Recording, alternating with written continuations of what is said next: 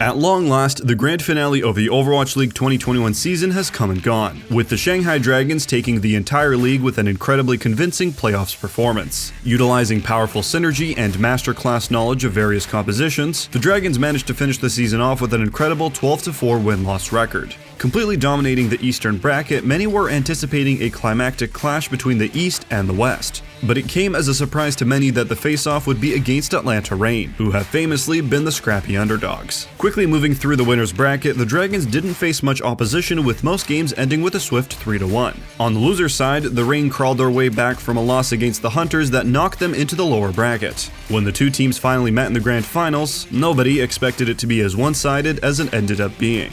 In this episode of Behind the Action, we're going to be breaking down some examples as how the Shanghai Dragons managed to dismantle the Atlanta Reign so easily, and hopefully shed some light on some of the strategies used that led the Dragons to their eventual victory.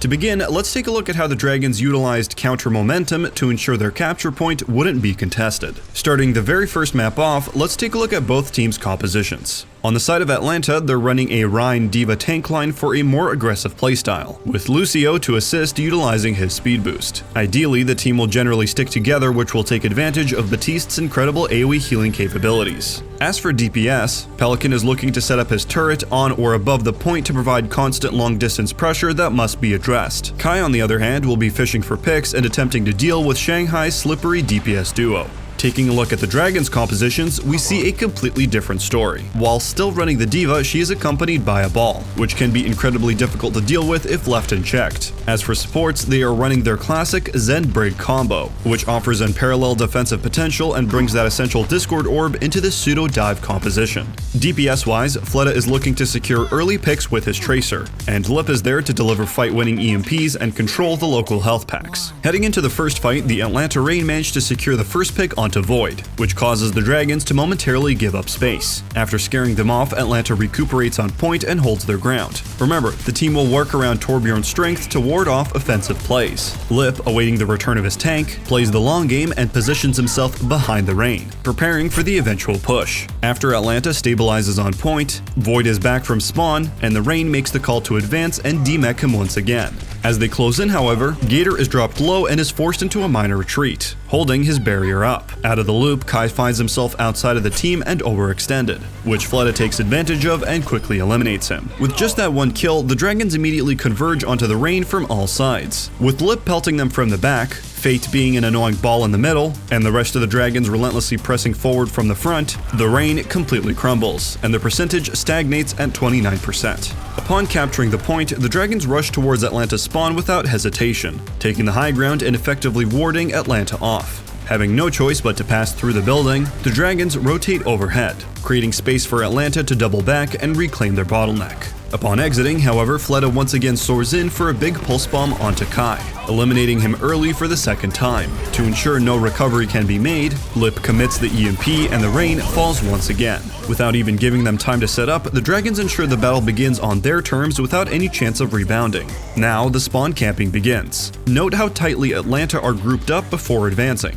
but before they can get a good speed boost towards the point, the Dragons close in with a Vice Grip. Sending an initiative self-destruct, it forces the Reign into a wide split with no central safe zone, and it devolves into every man for himself. Netting one with the bomb, once again the Dragons opt to use a securing ultimate to ensure no recovery can be made. Fate, dropping his mines between the tank line and Atlanta squishies, allows his teammates to swoop in and easily eliminate the outliers without any interference from the tanks currently being zoned by Fate's mines. With the timer ticking ever onward, the same cycle repeats itself for the remainder of the match. Atlanta try pushing, Dragons get an early pick, commit an ultimate to secure the fight, rinse and repeat. Dragons take map 1 with little to no opposition or challenge. Heading into the next map, Hanamura, both teams look to have a solid grasp on each other's offensive and defensive strategies. As the map neared its end, it came down to 2-2 on both sides with about a minute and a half time bank apiece. It's moments like these where on-the-fly decision-making and quick adaptation are key to ending the game on your terms with you on top. For Atlanta's push, they elected to run Symmetra and Mei for the teleport and space control. To begin, they advance to the choke and Kai places his teleporter inside the room adjacent to the choke. However, unbeknownst to Atlanta, Izayaki was already waiting in the room. As Atlanta filters through the portal, he tosses his Bionade and nets 4 Rain members. In a panic, Iris drops his Immortality Field and the Atlanta risk peeking their heads out to get some poke damage. Pelican, eager to freeze the retreating Ana, leaps out the door and subsequently gets slept just outside the Immortality Field's effective range. With just 1 rocket from Fleta, Pelican is easily eliminated and Rein has no backup plan. With the Rain quickly falling apart, Fleta wraps around for a cheeky angle into the stairway, and Atlanta is cleaned up with haste. With just 1 sleep and a misplaced jump, the entire push is reduced to dust, and the Rain loses their opportunity to capture Point A. But now it's the Shanghai Dragons' turn to push, and they have Atlanta's defenses to break through. Atlanta, wanting to take no risks, are running double barrier with a Torb, whilst having a pocketed Echo rain terror in the skies. On the Dragon side, they are running Atlanta's own composition that they use to attack. As the Dragons speed up to the choke, Atlanta notices the Symmetra and calls out to fall back to the point in preparation for the teleport. Hawk and Kai, without thinking twice, rotate backwards in anticipation of the eventual teleportation. However, despite placing the teleporter, the entirety of the team disregards it and advances forward onto the now very vulnerable Gator. Completely baited by the teleport, Gator has no options, and quickly melts under the heat of all 6 dragons, and Hawk is too late to save him. Getting walled off himself, Hawk finds himself between Shanghai and the point, and he too melts. At this point, it's entirely over. With 1 quick teleport bait and a follow-up, there is no recovering, and the Dragons are free to take the point. Shanghai takes Game 2. Skipping our way straight to Game 4 of the series, it's a perfect display of the mastery Shanghai Dragons possesses over any composition they end up playing, and the individual skill held by each player at their respective roles. Famously, the Dragons decided to end the series off with the classic Rein-Zarya tank combination, but today we're going to be focusing on what the Dragons did to effortlessly push the cart through Havana. Starting the Dragons' push, Atlanta is opting to hold just outside Shanghai spawn, since it allows for ample time to return to defend if it were to fail. Upon the gate's opening, Fate launches his body into the rain, knowing that he has the support of Void's bubble before placing his own. Caught off guard, Kai finds himself out of position once again, and Fleta capitalizes. Already down 1, Atlanta attempts to bite back with an aggro Rein, who manages to kill Izayaki, but Li Zhegan already started progress on the cart. Rotating back to spawn, Li Zhegan awaits his team respawn for their advance onto the objective. As expected, the Rain quickly fall due to a numbers disadvantage and prepare for the next offense.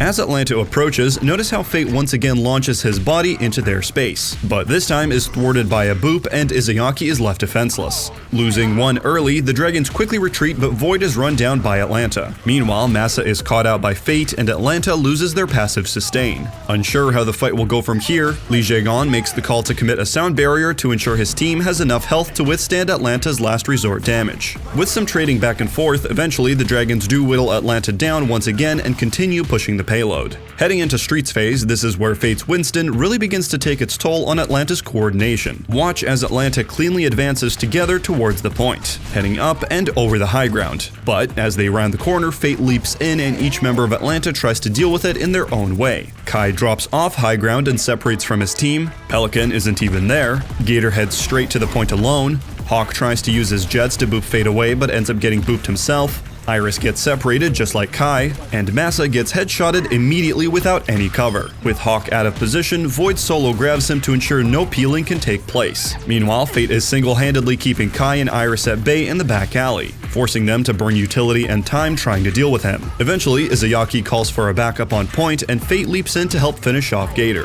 The fight is now over, and the rest of Atlanta sacrifices themselves to get to work on the next offensive. By splitting Atlanta, the Dragons took advantage of the Rain's inability to adapt to split defensives, and forced each member into micro battles in which the Dragons have the advantage. Moving on to the third and final phase of the map, Fate makes the call to switch to Reinhardt to directly mirror Gator. Fleta, noticing that Atlanta are distracted monitoring his spawn, triple blinks to cart and begins back capping. Surprisingly, no Atlanta player managed to see him blink by or notice that the cart is moving, which means that very well could have been the end right there. However, after hearing Fate getting a charge onto Gator, Fleta opts to re-engage from behind and stick a pulse bomb onto the already low Atlanta Rein, managing to also include Massa's Lucio into the blast radius. In the end, there's no one left from Atlanta to touch the cart, and the Dragons take the series with a 4-0. Ultimately, it came down to greater mastery of both compositions and real-time thinking that earned the Shanghai Dragons the victory over the Atlanta Reign, from forcing Atlanta's hand in combat to striking before Atlanta was even ready. The Dragons played a faster and more rigorous game of Overwatch than the competition. Deservedly so, this 4-0 will always be remembered as perhaps the most anticlimactic grand finals of them all, yet still a grand showcase of the incredible talent found on the Shanghai Dragons. And that's all for this episode of Behind the Action. What did you think of the Grand Finals? Do you think Shanghai has what it takes to do all of it again? As always, let us know your thoughts in the comments below. This video was made possible thanks to our wonderful patrons. A huge thank you to everybody on this list, and shout out to Jason, B, Brendan, Kubi, David, Foxy, IRYN, Lyra, Mauve, Sierra, Shampoo, Weeaboo, Spartacus, and Yoshichi for being platinum supporters. And an extra special shout out to Steven, Noodles, Marco, Andy, and Orioriol for being diamond supporters. And an extra special shout out to Fool from the Art of Warfare for being our Grandmaster supporter. Thanks a ton everyone, we really appreciate it. If you also want to support our channel and unlock perks, check out the Patreon link in the description below, or join our Discord server. If you want to help us out in a different way, leaving a like, subscribing, and hitting the bell to stay up to date is also appreciated. My name is Nikita, and thank you for watching.